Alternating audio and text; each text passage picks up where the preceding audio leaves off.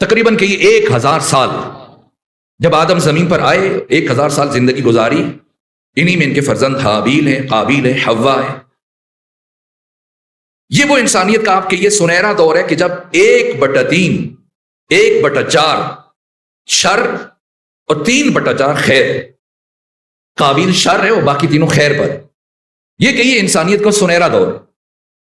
اس کے بعد سے لے کے اب تک مسلسل اب وہ استثناء چل رہا ہے، اب قلت خیر پر ہے اور کثرت شر پر۔ اور پھر وہ ماضی بعید انسان کا پہلا دور پھر یہ عود کرے گا، لوٹے گا، بازگشت کرے گا۔ کب؟ عصر ظہور میں، شروع میں جب انسان کی تخلیق ہوئی اور انسان نے زمین پر قدم رکھا، تب شر کی نسبت 1/4، خیر کی نسبت 3/4۔ اور جب تاریخ انسانی کا اختتام ہوگا تو دوبارہ اسی کی بازگشت ہوگی، پھر شر کی نسبت 1/4 پہ پہنچ جائے گی اور خیر کی نسبت 3/4 پہ پہنچ جائے گی۔ یہ نہیں کہ کلی طور پر عدل ہی عدل ہوگا، نہ۔ اگر کلی طور پر عدل مان لیں تو پھر ان روایات کا کیا کریں جو شر سے متعلق ہے؟ جیسے مثلا وہ عیسائی عورت جس سے متعلق روایات ہیں، جس کا نام ساجدہ ہوگا، اور امام زمانہ گلی سے گزر رہے ہوں گے اور وہ گھر کی چھت سے پتھر پھینکے گی اور یہاں امام زمانہ کی شہادت ہوگی، اور پھر آقا حسین اپنے فرزند کا نماز جنازہ ادا کرے۔ وہ تاریخ بشری کا آغاز، یہ تاریخ بشری کا اختتام، اور یہ وسط کا زمانہ ہے جہاں اکثریت شر پر ہے، خسارے میں، نقصان میں۔ یہ اس لیے قرآن لفی کا لفظ استعمال کر رہا ہے کہ انسان سر سے لے کر پاؤں تک خسران میں، خسارے میں ڈوبا ہوا ہے۔ والعصر، کیوں دہر نہیں کہا گیا، زمان نہیں کہا گیا؟ والعصر، چونکہ اس میں سکون نہیں ہے، ٹھہراؤ نہیں ہے۔ هل اتى على الانسان حين من الدهر لم يكن شيئا مذكورا، یہاں سکون ہے، یہاں ثبات ہے، یہاں ٹھہراؤ ہے۔ لیکن والعصر اس میں اضطراب ہے، اس میں تسلسل ہے، اور اس میں شدت ہے، اس شدت کو بیان کیا جائے۔ اور پھر اس کے اوپر الف لام لگا کر صبح ازل سے لے کر شام ابد تک زندگی کے، حیات انسانی کے، زمانے کے ایک ایک لمحے کو گواہ قرار دیا گیا اور اس کی قسم اٹھائی گئی۔ والعصر ان الانسان لفی خسر، ہر انسان خسارے میں۔ Hidden Tracks۔ اور پھر مستثنا کیا، اللہ کہہ گئی۔ جیسے جنگ احد میں ختمی مرتبت نے کیا فرمایا؟ پہلے تو فرشتوں نے کہا اور پھر پیغمبر اسلام کی زبان سے بھی جملہ جاری ہوا، لا فتح الا علی، کوئی جوان نہیں صرف علی۔ کیوں؟ اس لیے کہ جوان داڑھی رکھنے سے تو جوان نہیں بنتا ہے۔ شجاعت اور جوانی کا تعلق قوت قلب سے۔ پھر کہا کہ لا فتح الا کے بعد یہ استثناء ہے، کوئی جوان نہیں، سب کی نفی کی، الا علی، سوائے علی کی۔ لا سیفا، کوئی تلوار نہیں، تلواریں تو تھیں لیکن جو تلوار نہ چلی پھر اس کا ہونا نہ ہونا برابر ہے۔ اب میں سمجھتا ہوں بات تھوڑی مشکل ہو جاتی ہے اور چہروں پہ تھوڑی حیرت بڑھ جاتی ہے، تو پھر میں اس کو تھوڑا عرض کر دوں۔ یہ کب کہا گیا؟ جنگ احد میں۔ جنگ احد میں یہ جو قرآن بیان فرما رہے تھے، استسعدون ولا تلون علی احد والرسول یدعوکم فی اخراکم، کہ تم پہاڑ کے اوپر چڑھے چلے جاتے ہو، رسول پیچھے پیچھے تمہیں آوازیں دے رہے، مگر تم رسول کی آواز پر لبیک نہیں کہہ رہے۔ تو جو رسول کی آواز پر لبیک نہ کہے وہ لا فتح، پھر وہ فتح نہیں ہے۔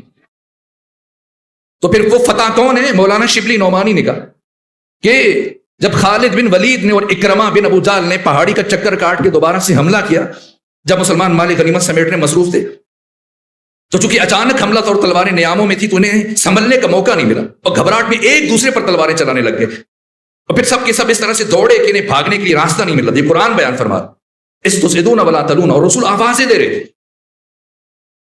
اور مولانا شبلی نعمانی جن کا تعلق بر صغیر پاک و ہند سے ہے، سن 1914 میں جن کی وفات ہوئی ہے، 1857 میں پیدا ہوئے، سیرت النبی کی پہلی 2 جلدوں کے مؤلف، کہا کہ جب خالد نے اور اکرمہ نے پلٹ کر دوبارہ سے حملہ کیا، پہلے تو وہ بھاگ گئے تھے کافر اور مسلمان خوش ہو کے مال غنیمت سمیٹ رہے تھے، اور جب انہوں نے پلٹ کے حملہ کیا اور مسلمان یوں بھاگے کہ پیغمبر آوازیں دے رہے تو کوئی رک نہیں رہا تھا، ایسے میں میدان جنگ میں یا نبی نظر آ رہے تھے یا علی نظر آ رہے تھے،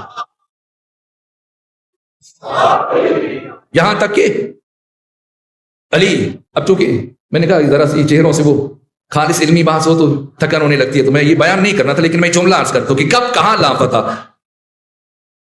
یہاں تک کہ اہل تسنن اہل تشیع کے جو علماء ہیں مورخین ہیں جو احوال لکھے، کہا کہ علی اکیلے پیغمبر اکرام اسلام کا مسلسل طواف کر رہے ہیں، کوئی دشمن کوئی کافر کوئی منافق ختمی مرتبہ کو نقصان پہنچانے میں کامیاب نہ ہو جائے، اور اس کوشش میں خود علی ابن ابی طالب سر سے لے کے پاؤں تک لہو لہان ہو چکے ہیں، ہر ایک جو پیغمبر پہ حملہ آور ہونا چاہتے علی بڑھ کے خود روکتے ہیں، دفاع کرتے ہیں، اور مسلسل تلوار لٹ ٹکرا رہی ہے، اور ایک مرحلے پر پہنچ کر علی ابن ابی طالب کی تلوار ٹوٹ گئی۔ اگر میدان جنگ میں کسی کا اسلحہ خراب ہو جائے یا اس کے پاس گولیاں ختم ہو جائیں، بارود ختم ہو جائے، تو کیا کرے گا؟ سرنڈر کر دے گا، خود کو دشمن کے حوالے کر دے گا، ہمت ختم ہو جائے گی، حوصلہ ٹوٹ جائے گا۔ کل میں اقبال کی بات کر رہا تھا تو یہ اقبال نے بتایا کہ کافر ہو تو شمشیر پہ کرتا ہے بھروسہ، اور مومن ہو تو بے تیغ بھی لڑتا ہے سپاہی۔ مجھے تو لگتا ہے یہ شعر بھی مرحوم اقبال نے مولا متقیان سے متعلق کہا۔ اور تلوار ٹوٹ چکی ہے، لیکن ٹوٹی ہوئی تلوار کے ساتھ اب بانسوں کو اپنے مکوں سے، بانسوں کو اپنے پاؤں کی ٹھوکروں سے، بانسوں کو گھوڑے کی ٹاپوں سے عجیب انداز سے، کاش کوئی ایسی مشین ہوتی جو آج کل کی ڈیجیٹل بٹیرے آپ ہاتھوں میں لے کے پھرتے ہیں، کسی نے ضبط کر لیا تھا وہ منظر جو چشم فلک نے صرف ایک مرتبہ دیکھا، کہ مسلسل ٹوٹی ہوئی تلوار کے ساتھ علی ابن ابی طالب بانسوں کو ہاتھوں سے، بانسوں گھوڑے کی ٹاپوں سے اس طرح سے اس انوکھے انداز سے مقابلہ کر رہے ہیں۔ اور پروردگار عالم نے یہ منظر دیکھا کہ ادھر میرا اکیلا شیر، اور وہ بھی نہتا، اور برابر میں ہزاروں کا دشمن لشکر، وہ بھی اسلحہ جنگ سے لیس۔ ایسے عالم میں پروردگار نے آسمان سے تلوار اتاری جس کا نام ذوالفقار تھا، فرمایا وَأَنزَلْنَا الْحَدِيدَ فِيهِ بَأْسٌ شَدِيدٌ وَمَنَافِعُ لِلنَّاسِ، اور جیسے ہی تلوار آئی تو آپ جس صورت سے چلنا شروع ہوئی ہے، جس طرف تلوار بڑھ رہی تھی، اس کشتوں کے پشتے لگ رہے تھے، یہاں تک کہ اب وہ سارے دشمن علی کے آگے بھاگ رہے تھے۔ یہ واحد جنگ ہے تاریخ اسلام میں۔ مولا متقیان نے 82 جنگوں میں عہد رسول میں شرکت کی، 3 جنگیں اپنے ہاتھ میں لڑی۔ ان تمام جنگوں میں جنگ احد واحد جنگ ہے جس میں مولا متقیان نے دشمن کا تعاقب کیا، اور پیچھے جب بڑھ بڑھ کر حملے کر رہے تھے تو ایسے میں آسمان کے ملائک، آسمان کے فرشتے، آسمان کے قدسی جو آسمان کی کھڑکیاں کھول کر علی ابن ابی طالب کی شجاعت کے مناظر دیکھ رہے تھے، ان کا پیمانہ سب لبریز ہوا، اور اب اللہ سے اجازت مانگی، اور جب اجازت ملی تو اب جبرائیل آگے آگے اور باقی فرشتے پیچھے پیچھے۔ اب یہ فرشتے زمین پر نہیں پہنچے تھے کہ آسمان اور زمین کی درمیانی فضاؤں میں یہ ترانے گونج اٹھے، یا علی لا فتح الا علی ولا سیف الا ذوالفقار۔ یہ اللہ، یہ میں نے عرض نہیں کرنا تھا لیکن اس مفہوم کو سمجھانے کے لیے یہ استثناء ہے۔ ان الانسان لفی خسر، ہر انسان خسارے میں۔ اللہ نے آ کر تمام انسانوں کو 2 حصوں میں تقسیم کیا، الا الذین آمنوا، سوائے ان کے جو مومن ہیں، وعاملوا الصالحات، جو صالحات پر عمل کرتے ہیں، وتواصوا بالحق وتواصوا بالصبر، حق کی، یہ ترجمہ آپ کر دیجیے، حق کی نصیحت یا وصیت نہیں، وہ جو لفظ ہے اس کو ہم اردو میں کر سکتے ہیں، کوئی ایسی مشکل نہیں۔ وتواصوا، واو صاد یہ تے، جب وہ مادہ اردو میں استعمال ہوتا ہے تو ہم کیوں تلقین کا مطلب کریں؟ تلقین کا مفہوم الگ ہے، تلقین الگ ہے، وصیت الگ ہے۔ وتواصوا بالحق وتواصوا بالصبر، حق کی وصیت کرتے ہیں اور صبر کی وصیت کرتے ہیں۔ یہ وصیت کیوں کہا ہے؟ یہ قرآن کی بلاغت ہے، یہ قرآن سمجھا رہا ہے، اس لیے یہ سورہ واقعاً اعجاب انگیز ہے۔ پہلے تاکید در تاکید در تاکید، پھر خسر کو نکرہ استعمال کیا، پھر یہ نہیں کہا کہ وہ ایک دوسرے کو حق کی نصیحت کرتے ہیں۔ وصیت کب کی جاتی؟ جب کوئی مرنے والا ہوتا ہے، مرنے سے پہلے وصیت کی جاتی ہے۔ یہاں پروردگار نے نصیحت نہیں کہا ہے، وصیت کہا۔ کیا مطلب؟ یعنی انسان دائماً حالت خطر میں ہے، کسی کو بھی اپنے اگلے لمحے سے متعلق ذرہ برابر یقین نہیں ہے۔ زندگی وہی ہے جو جی رہا ہے، اور زندگی صرف حال کا نام ہے۔ اور دوسری بات ہے کہ انسان، جو میں نے کل عرض کیا تھا، مسلسل مر رہا ہے۔ جیسے ہی بچہ کہتے ہیں اگر میں مر جاؤں، فوراً سے ماں اس کے منہ پہ ہاتھ رکھ لیتی ہے، خدا نہ کرے آپ کے دشمن مرے، شیطان کے کان بہرے ہوں۔ اگر مرتا نہیں تو جوان کیسے ہوتا؟ مر مر کے تو یہاں تک ہم پہنچے ہیں۔ اگر بچہ نہ مرے تو جوان کیسے ہو؟ جوان نہ مرے تو بوڑھا کیسے ہو؟ ہر نفس عمر گزشتہ کی ہے، میت فانی، زندگی نام ہے مر مر کے جیے جانے کا۔ انسان مسلسل مر رہا ہے، جو لمحہ گزر گیا یہ موت ہو گئی. اس لیے میں نے کہا کہ موت دفعتاً نہیں آتی، موت تدریجاً آتی. اور پھر سورہ مبارکہ زمر کی 15 نمبر آیت میں پروردگار نے فرمایا کہ ان الذین خسروا انفسہم. خسارہ کیا ہے؟ کہ انسان اپنی جان کا خسارہ کر رہا ہے، مسلسل زندگی، یہ ایک ایک پل جو گزر رہا ہے. اس لیے میرے عزیزوں، میں رک کر یہ جو کل بات کر رہا تھا، میں کیفیت ایسی ہے، شاید میں کچھ صورتحال نہیں تھی. رات چونکہ دور کے شہر سے حاضر ہو رہے تھے، اور ہمارے جو ڈرائیور تھے وہ گاڑی چلاتے چلاتے ان کی آنکھ لگ گئی، تو یہ بھی ممکن تھا کہ میں آج آپ کی خدمت میں نہ ہوتا. تو بہرحال اب کیفیت ایسی ہے کہ وہ مسلسل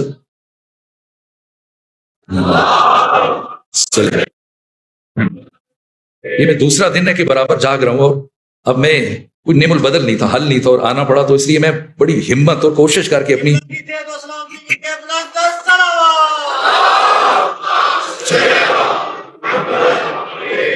اس لیے میری زندگی کا بھی کوئی پتہ نہیں، تو میں بچوں اور جوانوں کو یہ وصیت کر کے جاتا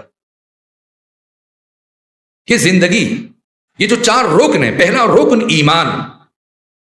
اور میں نے عرض کیا کہ لفظ ایمان قرآن مجید میں 811 مرتبہ استعمال، اور بعینہ ہی لفظ علم اور معرفت بھی قرآن مجید میں 811 مرتبہ استعمال.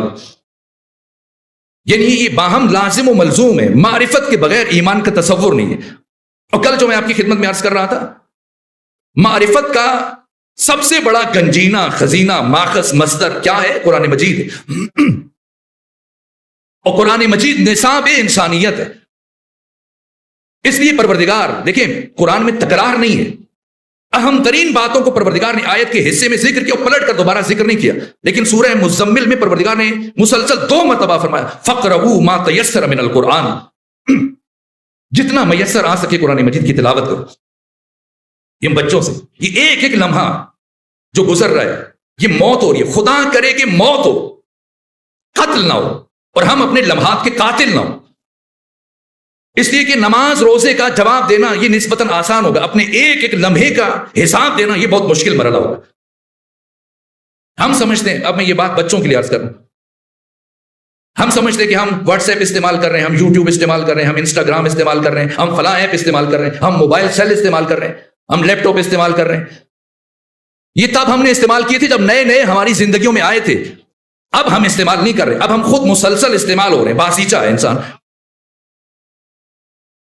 اور جو بچہ شب و روز مسلسل جیسی آنکھ کھلتی ہے سب سے پہلے اپنے موبائل سیل کی زیارت کرتا ہے، جیسے ہی سونے لگتا ہے سب سے آخری کام اپنے موبائل سیل کو دیکھ کے سوتا ہے. اور دن میں 100 دفعہ، 200 دفعہ، 300 دفعہ، 400، 500 دفعہ اس کے دوست احباب جیسے ہی میسج کرتے ہیں، مسجد میں ہے، کہیں مجلس میں بیٹھا ہوا ہے، بارگاہ میں ہے، فوراً سے جیسی ٹن کی آواز آئے کہ نکال کے دیکھے گا کس نے میسج کیا. 500 مرتبہ میسج آئے، 500 مرتبہ اٹھا کے دیکھے گا. اے جوان، دن میں 1 مرتبہ قرآن کو کھول کے دیکھ، تیرے اللہ نے تیرے لیے کیا میسج بھیجا.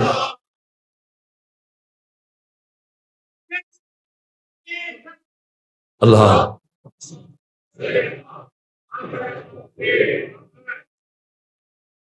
قرآن حکیم، جیسے جیسے ہم قرآن حکیم کی شاگردی اختیار کریں گے ویسے ویسے انسانیت کا سفر طے ہوگا.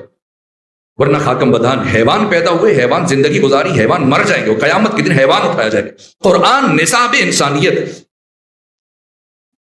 اور قرآن ہمارے لیے فرما رہا ہے.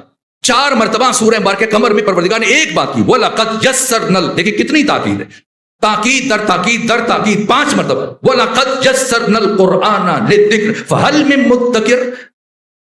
ہم نے قرآن کو سمجھنے کے لیے بہت آسان کر دیا، کوئی ہے اس کو سمجھنے والا؟ کتنا آسان کیا پروردگار نے.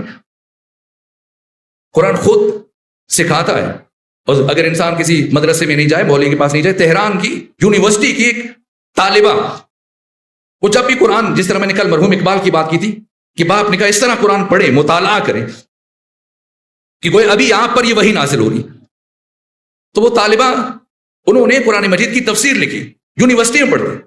تو کیا کیا، جب بھی قرآن کا مطالعہ کرتی تھی جو بھی بات سمجھ میں آتی ایک جملہ لکھ لیا، اور پھر مطالعہ کیا، کوئی اور بات سمجھ آئی، اور رفتہ رفتہ ایک ڈائری بن گئی، کاپی بن گئی. اور پھر دوسری مرتبہ قرآن شروع سے لے کے آخر تک مطالعہ کیا.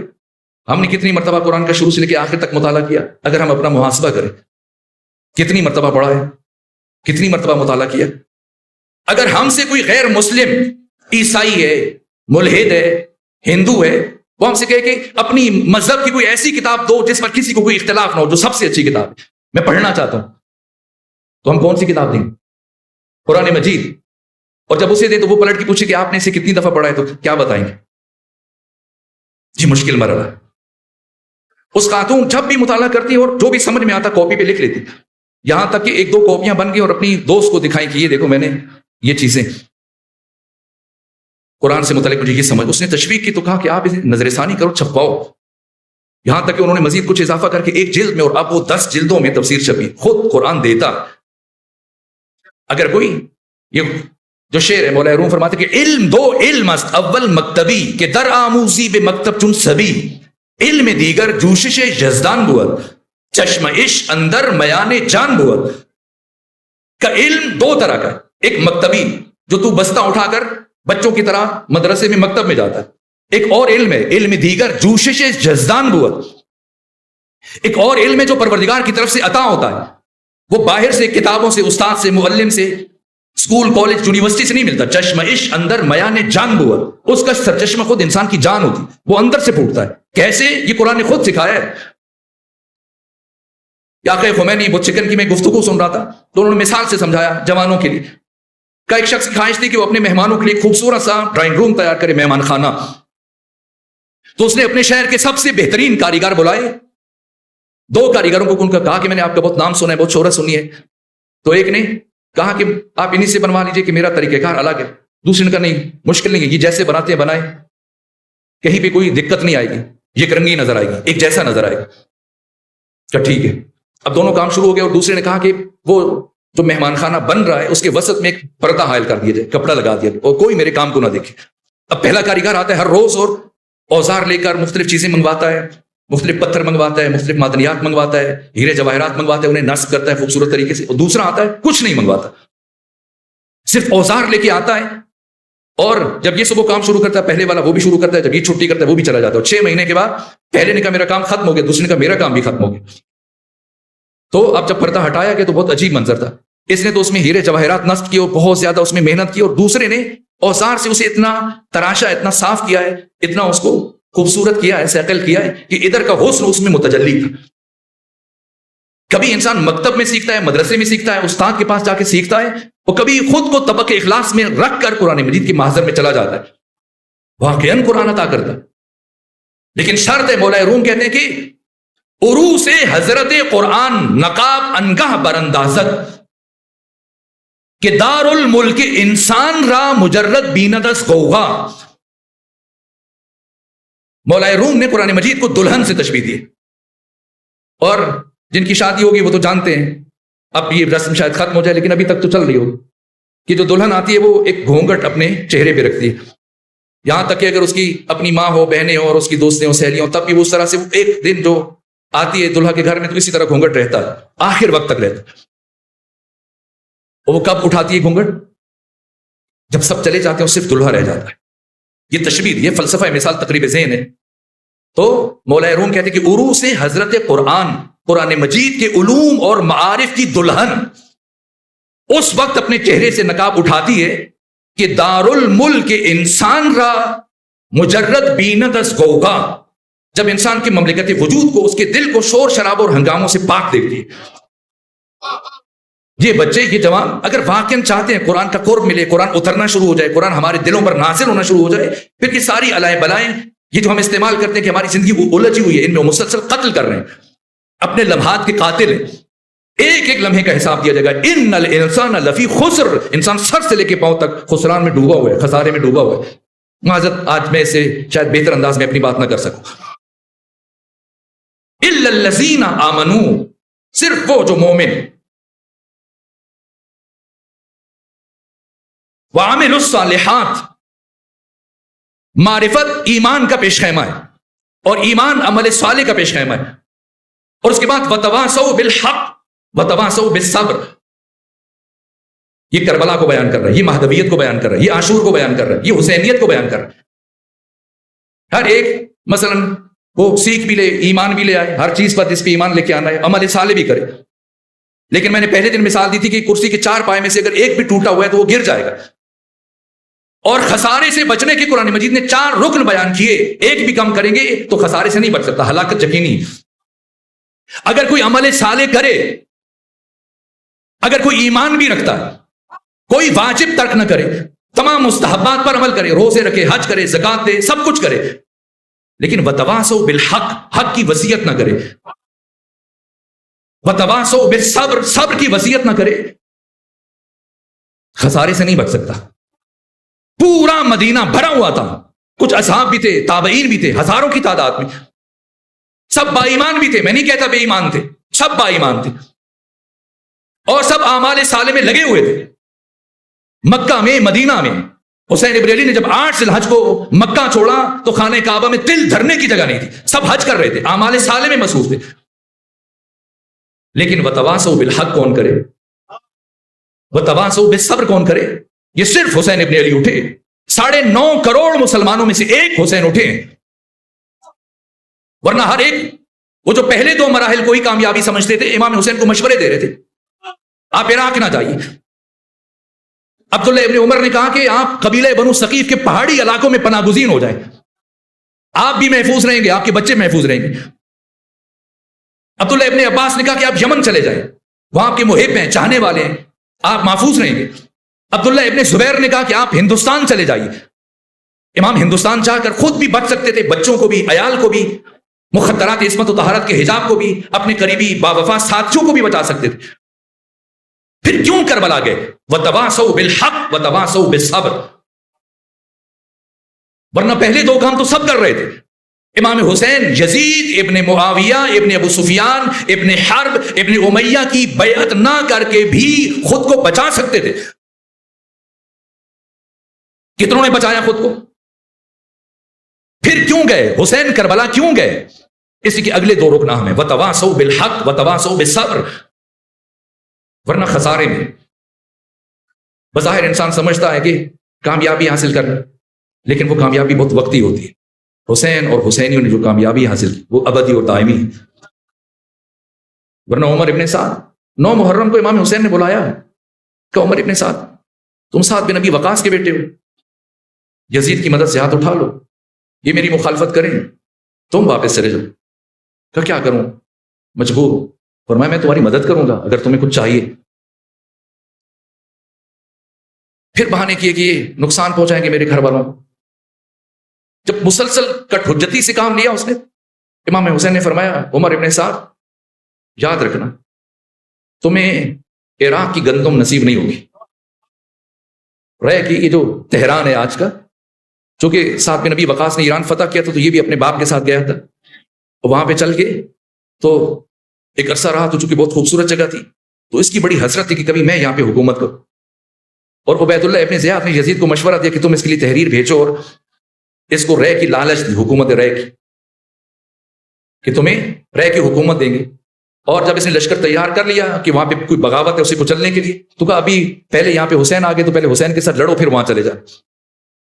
2 بیٹوں سے مشورہ کیا, ایک نے منع کیا کہ نقصان اٹھاؤ گے, دوسرے نے کہا کہ نقد کو ادھار پر ترجیح دو, جنت بات کی بات ہے, جو ابھی مل رہا ہے تو پروانہ اٹھا کے لے آئے. اور امام حسین سمجھا رہے ہیں, جب بہت سمجھا اور نہیں مانا تو کہ یاد رکھنا تمہیں رے کی گندم کھانا نصیب نہیں ہوگی. کہنے لگا حسین ابن علی اگر گندم نصیب نہ ہو تو میں جو کھا کے گزارا کر.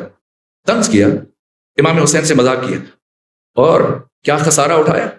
بعد میں وہی جو حکومت رہ کا پروانہ تھا جو یزید نے بھیجا تھا اس کو دھوکہ دینے کے لیے, پاگل ہو گیا تھا, نیم پاگل ہو گیا تھا, اور کوفے کی گلیوں میں لیے پھرتا تھا.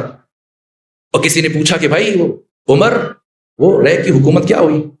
کہا والعصر ان الانسان لفی خسر الا الذین آمنوا وعملوا الصالحات. دشمن نے اپنی زبان سے سورہ کی تلاوت کی. لیکن دوسری جانب حسین روز عاشور کیا فرمایا, میں بہت شرمندہ ہوں, میں آج بہت کچھ مطالعے میرے ذہن میں تھے, بہت باتیں تھی, لیکن ایسی کیفیت نہیں تھی کہ میں عرض کر سکوں, مجھے معاف فرمائیں گے. اور پروردگار نے توفیق دی تو کل میں اپنی گزارشات کو آگے بڑھاؤں. یہ حسین ابن علی فرمایا کہ من وجدک فما ضل, پروردگار جس نے تجھے پا لیا اس نے کیا کھولا, اور جس نے تجھے کھو دیا اس نے کیا پایا. یہ حسین ابن علی بظاہر حسین قربان ہو گئے، لیکن جو آپ نے خدا کے ساتھ تجارت کی اور جو آپ کے ساتھیوں نے تجارت کی، عجیب ساتھی ہیں جو جنت پر بھی راضی نہیں ہوئے، ورنہ جب آئے شب عاشور امام حسین نے فرمایا کہ جاؤ میں تمہیں جنت کی ضمانت دیتا ہوں۔ اب میں نے پہلے دن کہا تھا کہ مولے متقیان نے فرمایا انسان تمہارے نفس کی کم از کم قیمت جنت ہے، اس سے کم پہ خود کو نہ بیچنا، قیمت تو لگ گئی۔ حسین نے فرما دیا جاؤ میں تمہیں جنت کی ضمانت دیتا ہوں۔ کیا کوئی ایک فرق بھی اٹھا ہے؟ نہیں۔ آج وہ تجارت ہو رہی ہے جو چل کے شب ہجرت علی کی تجارت کے برابر تک جا پہنچی ہے۔ شب ہجرت علی ابن ابی طالب علیہ الصلوۃ والسلام نے اپنا نفس بیچ کر خدا کی رضا خریدی ہے۔ آج یہ 72 اس درجے پر، خود حسین کس درجے پر ہے، خود آقا حسین کس درجے پر ہیں۔ جناب شیخ طوسی، اہل سنت کی 6 کتابیں ہیں قرآن کے بعد، بخاری، مسلم، ترمذی، ابن ماجہ، ابو داؤد، نسائی، سیاہ ستہ، اور اہل تشیع کی 4 کتابیں جو کتب اربع ہیں، ان میں سے 2 کے لکھنے والے صرف شیخ طوسی ہیں۔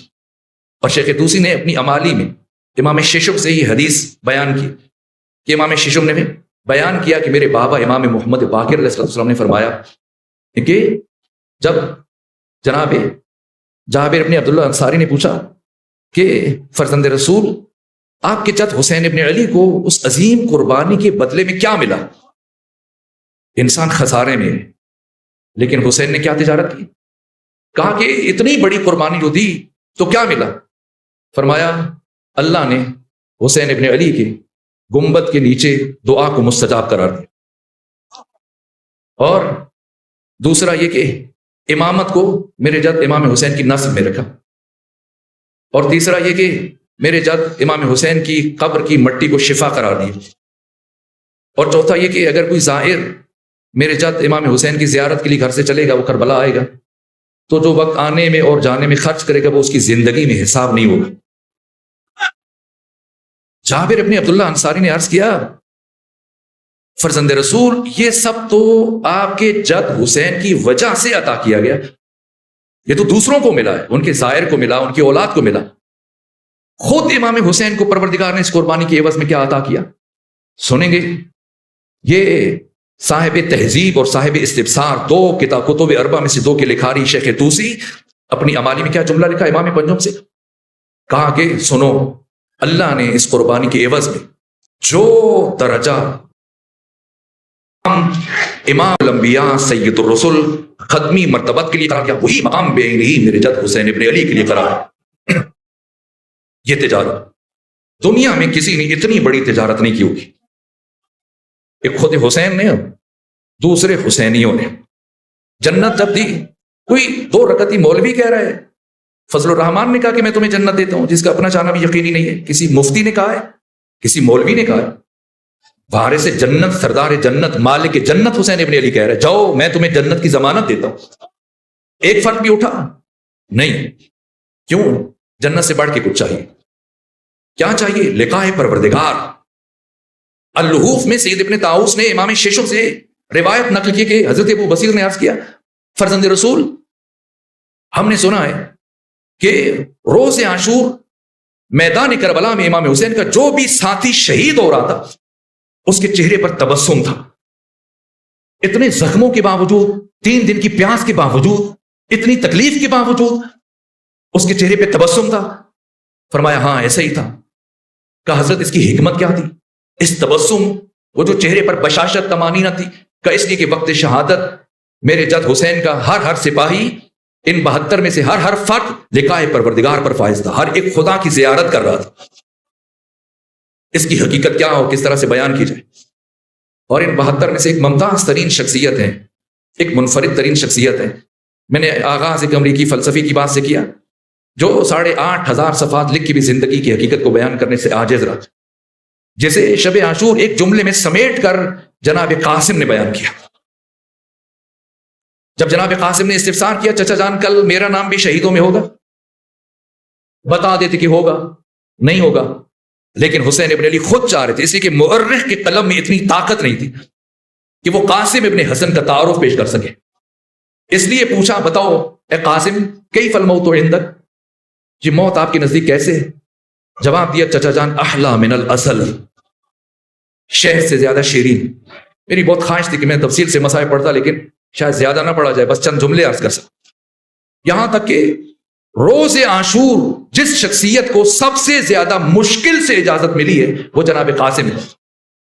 بار بار تڑپ کر آقا حسین کی بارگاہ میں جا رہے تھے، کبھی اپنی ماں کو سفارشی بنا کے لے کے جاتے، کبھی ام فرما کو، کبھی جناب ابو الفضل عباس کو، میرے چچا حسین سے کہیں، آقا سے کہیں مجھے مرنے کی اجازت دے دیں۔ یہاں تک کہ اداس اور پریشان بیٹھے ہیں اور فکر میں ڈوبے ہوئے کہ اچانک ایک خیال آیا، اور 11 سال پہلے جب 2.5-3 سال سن تھا جناب قاسم کا، تو وہ وقت یاد آیا جب بابا کو زہر مل چکی تھی اور بابا کے جگر کے ٹکڑے کٹ کٹ کے لگن میں گر رہے تھے۔ شیخ رازی علیہ یاسین نے لکھا ہے اس قیامت کے مرحلے میں جب امام حسن مجتبیٰ کا جگر جل رہا تھا تو فرمایا بھیا حسین میرے بیٹے قاسم کو میرے سینے پر لٹا دو۔ اس وقت جناب امام حسن اپنے فرزند جناب قاسم سے بہت دیر تک پیار کرتے رہے، اور پھر اسی حالت میں بہت مشکل سے جبکہ شہادت کا وقت قریب ہے تو کہا کہ بھیا حسین بھیا عباس مجھے بٹھا دیں۔ بھائیوں نے بٹھایا، اور اس لمحے جب زہر مل چکا ہے اور زہر کا اثر شدید ہے، اور شہادت سے کچھ لمحے پیچھے کہا مجھے لکھنے کا سامان لا دیں، اور سامان منگوایا اور پھر کچھ مختصر سی تحریر لکھی، اور لکھنے کے بعد جناب قاسم کی بازو میں حمائل کر دی اور کہا بیٹا قاسم اگر زندگی کبھی بہت مشکل مرحلہ پیش آئے تمہیں کچھ حل سمجھ میں نہ آ رہا ہو تو اس تحریر کو کھول کے پڑھ لینا، تمہاری مشکل آسان ہو جائے گی۔ جیسی فکر میں ڈوبے ہوئے اس پریشانی کیفیت میں دفعتاً جیسی اپنے بابا کی بات چاہ رہی تو جھٹ سے وہ تحریر کھولی، اور جب کھولی تو یہ لکھا ہوا تھا کہ اے قاسم ایک مرحلہ ایسا آئے گا جب تمہارے چچا حسین تنہا ہوں گے، اکیلے ہوں گے، دشمنوں کے درمیان ہوں گے، میں موجود نہیں ہوں گا۔ اس وقت آپ اپنے چچا حسین کی نصرت کرنا، خود کو اپنے چچا حسین پر قربان کر دینا۔ تحریر پڑھتے ہی جناب قاسم کے چہرے پر ایسی بشاشت آئی، ایسی مسکراہٹ آئی کہ جلدی سے چلے اور خوشی خوشی وہ تحریر اپنے چچا امام حسین کی طرف بڑھائی۔ جیسے امام حسین نے اس تحریر کو ملاحظہ کیا ایک مرتبہ اشک جاری ہوئے، کہا خدا میرے بھائی حسن مجتبیٰ پر اپنی رحمتیں نازل فرمائے کہ اس مشکل ترین مرحلے میں بھی اپنے بھائی کو فراموش نہیں کیا۔ اور اس کے بعد عزیزوں میں نے پڑھا ہے امام حسین اتنی دیر تک، یہ شہید مرتضیٰ مطہری نے اپنے مقتل میں لکھا ہے کہ امام حسین اتنی دیر تک جناب قاسم کو اپنے سینے کے ساتھ لگا کر گریہ کرتے رہے، اتنا گریہ کیا چچا اور بھتیجے نے کہ بالآخر گریہ کرتے کرتے دونوں غش کھا کے بے ہوش ہو کر گر پڑے۔ اور بہت وقت کے بعد ہوش میں آئے۔ جناب قاسم کربلا کے واحد شہید ہیں جنہیں امام حسین نے زرہ نہیں پہنائی، خود نہیں پہنایا، کفن پہنا کے روانہ کیا ہے۔ کربلا کا وہ شہید جسے زندگی میں کفن پہنایا گیا اور بڑی مشکلوں سے تیار کیا، روانہ کیا، رخصت کیا، گئے میدان جنگ میں، اور 13.5 برس کا سن ہے اور ایسی جنگ کر دیے کہ اپنے دادا علی کی جنگ کی یاد تازہ کر دی۔ جو بھی دشمن آتا ہے مقابلے میں لمحوں میں اسے فنار کرتے، یہاں تک کہ عمر ابن سعد نے کہا کہ میرے بڑے فوجیوں کو مارے جا رہا ہے یہ بچہ، تو ارزا کے شامی جو 1000 افراد کے ساتھ لڑنے کی صلاحیت رکھتا تھا کہ جاؤ جا کے اس بچے کا کام تمام کرو، کہ میری توہین ہے کہ میں شام کا سب سے بڑا پہلوان نبرد آزما ایک 13-14 سال کے بچے کے ساتھ چل کے لڑوں، میں نہیں جاؤں گا، بیٹے کو بھیجوں گا۔ 4 بیٹے ساتھ لے کے آیا تھا شام سے، ایک بیٹے کو بھیجا، جیسی پہنچا امام جناب قاسم کے مقابلے میں ایک لمحے میں حرف غلط کی طرح سے مٹا دیا۔ دوسرا آیا اسے قتل کیا، تیسرے کو مارا، چوتھے کو، یہاں تک کہ ارزق کی آنکھوں میں خون اتر آیا اور خود غصے سے کانپتا ہوا اٹھا کہ اب میں خود مقابلہ کروں گا۔ اس نے 2 تلواریں لی، اس طرح سے نیزہ آمادہ ہوا، چلا ادھر ارزق کی شامی، چلا ادھر امام حسین جناب ام فروا کے خیمے کی طرف بڑھے۔ کہ ام فروا موت پر حق ہے، میں نہیں چاہتا کہ آپ کا بیٹا قاسم شہادت سے محروم رہ جائے، لیکن میری یہ خواہش ہے کہ آپ کا بیٹا قاسم اس دشمن خدا کے ہاتھ سے نہ مارا جائے۔ آپ قاسم کی ماں ہیں، قاسم کے حق میں دعا کریں، بے شک قاسم کو شہادت ملے لیکن اس دشمن خدا کے ہاتھ سے شہادت نہ ملے۔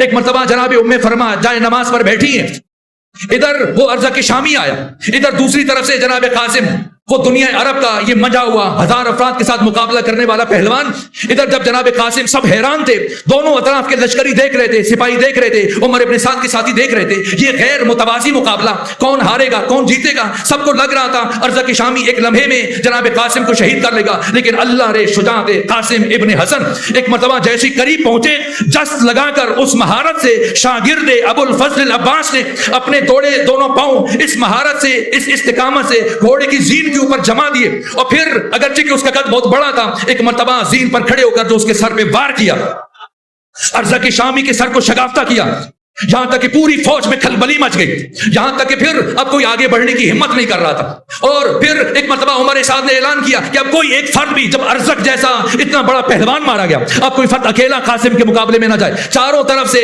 گھیر کر قاسم کو قتل کیا جائے۔ میمنہ والے پلٹے، بیسرا والے پلٹے، قلب لشکر والے سارے افراد آگے بڑھتے چلے گئے، ایک مرتبہ چاروں طرف سے حملے ہو رہے تھے اور جناب قاسم بڑھ بڑھ کر ان دشمنوں کا دفاع کر رہے تھے، یہاں تک ایک مرحلہ ایسا آیا کہ ایک شقی نے جناب قاسم کے سر اقدس پر لوہے کا ایک وزنی گرز مارا، جس کے بعد خود کو زین فرس پر سنبھال نہیں پائے، اور جب گھوڑے سے گرنے لگے اپنے چچا کو آواز دی، ادھر چچا کو آواز دی، اور ادھر کیا ہوا کہ جناب امام حسین جب چلے لیکن آپ کو پہنچنے میں کچھ دیر لگ گئی، اس لیے کہ جناب قاسم جب تک زین پر تھے قاسم تھے، لیکن جب زین سے زمین کا سفر طے کیا تو قاسم تقسیم ہو چکا تھا، جیسے پھول کی پتیاں صحرا میں بکھر جاتی ہیں، اور روز عاشور میدان کربلا میں جس شہید کی لاش کو اٹھانے میں حسین ابن علی کو سب سے زیادہ مشکل پیش آئی، وہ آپ کے بھتیجے قاسم ابن حسن کی لاش تھی۔ کبھی ایک طرف بڑھتے، کچھ آپ کے گوشت کے حصے گھوڑوں کی سموں میں رہ گئے، کچھ خاکی کربلا میں بکھر گئے، ایک ایک ٹکڑا چنتے ہیں اور ان پتیوں کو ملا کر پھول مکمل کرنے کی کوشش کر رہے ہیں، لیکن اب حسین نے دیکھا قاسم کی تصویر مکمل نہیں ہو رہی ہے، ایک مرتبہ آواز بلند کی، قاسم میں تجھے امام وقت ہونے کی حیثیت سے حکم دیتا ہوں، جہاں جہاں ہو مجھے آواز دو۔